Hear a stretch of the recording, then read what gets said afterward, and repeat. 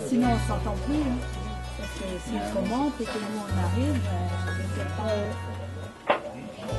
Fin Renaissance, galerie qui a été creusée par des mineurs provenant du Tyrol, donc c'était exceptionnel.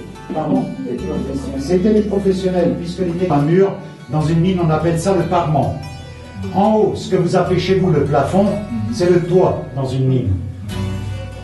Et par terre, vous marchez sur un mur et l'autre de la progression. Donc, forme ogivale tronquée, typique des techniques de l'époque fin Renaissance, c'est-à-dire le parement est incurvé vers l'intérieur. Alors, là derrière, j'ai oublié de vous montrer, vous voyez, il y a une entaille, une encoche, là, une empreinte dans la roche. La roche qui est noire est en place depuis au moins 1700. 1702, période à laquelle s'est arrêtée l'exploitation française. À l'époque, juste, vous voyez très bien qu'il y a une empreinte semi qui venait s'emboîter sur cet ergot, et de l'autre côté, de nouveau, un bras avec un ergot et le train qui repartait. Ce qui fait que le mouvement horizontal était possible grâce à cette articulation. Le débattement était très faible, puisqu'au niveau du puits à pont, en mettant un bras quand même qui amplifiait ce mouvement, on atteignait un débattement que de 80 cm dans le corps de pompe. Le piston ne coulissait que de 80 cm. En fait, ils sont partis de la surface, le filon affleuré à la surface, ils ont exploité le filon, comme il est d'origine hydrothermale, à notre profondeur, jusque-là, c'est grâce à des seaux qui ramenaient le minerai vers la surface. Mais là, ils ont mis une bouchon, que c'est lié à tout moment.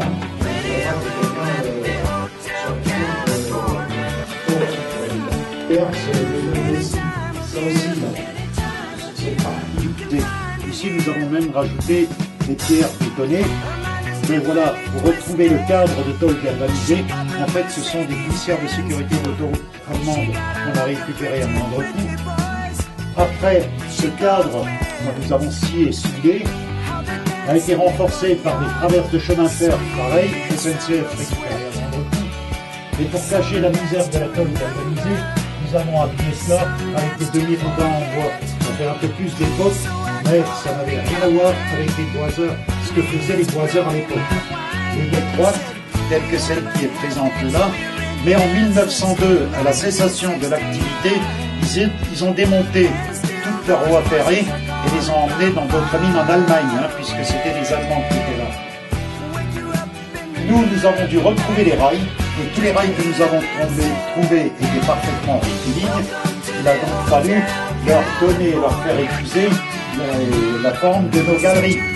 Pour cela, nous avons un membre dans le club, prénommé Patrick, un beau chien, comme ça il y a du monde qui est très astucieux, qui nous a construit une cintreuse, une machine qui permet de tordre les rails, naturellement après les avoir chauffés, mais lui, il a construit une cintreuse qui nous permet de plier, de tordre les deux rails en même temps, afin que le rail intérieur, vous voyez très bien, que le rayon du rail intérieur est inférieur au rayon du rail extérieur. Donc, grâce à sa cintreuse ingénieuse, on peut tordre les deux rails en même temps et les poser sans souci. On a exactement le parallélisme parfait entre les deux rails. Pas de beaucoup plus grosse. Mais c'était même pas effrayé par la lumière. Non, elle n'aimera pas. De toute manière, là, elle est dans le froid, donc c'était une partie de la mine. Les mineurs ont extrait le filon. Reste donc une grande qualité. Or, nous, quand nous sommes arrivés là-devant, tout ça c'était complètement bouché et avec des blocs de cette taille. Je vous en montrerai tout à l'heure. Mais juste au niveau du toit, qui ne servait plus à rien, ils l'ont utilisé comme zone de stockage. Et nous, 300 ans plus tard, on a filé ce qu'ils avaient mis en place. Ça, c'est une partie du filon, c'est la bande du filon. Et c'est du quartz massif de 2. Quand il est cristallisé, transparent, on appelle ça du cristal de roche. Alors là, il est massif, le blanc, c'est du roche très très dur. Voilà, un peu, oui. Et vous voyez qu'il y a de très très rares taches noires, comme là au milieu de mon faisceau. Ça, c'est de la galène altérée, fortement oxydée. La galène, quand elle est saine, jusqu'à présent,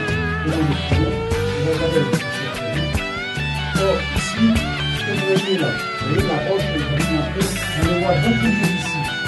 C'est du blanc, mais c'est pas compact. Il y a de la neige, vous voyez, il y a de la neige. La gangue, ici, c'est principalement du quartz et par moments de la barite ou barytine comme ici. Oui, c'est tout ça. Bon, là, il y a de la saleté dessus, mais vous voyez, par moments, ça brille. Et c'est lamellé. On dirait que ce sont des lamelles posées les unes contre les autres, imbriquées les unes dans les autres. Donc, il a fait des séries qui vaut c'est même pas de l'argent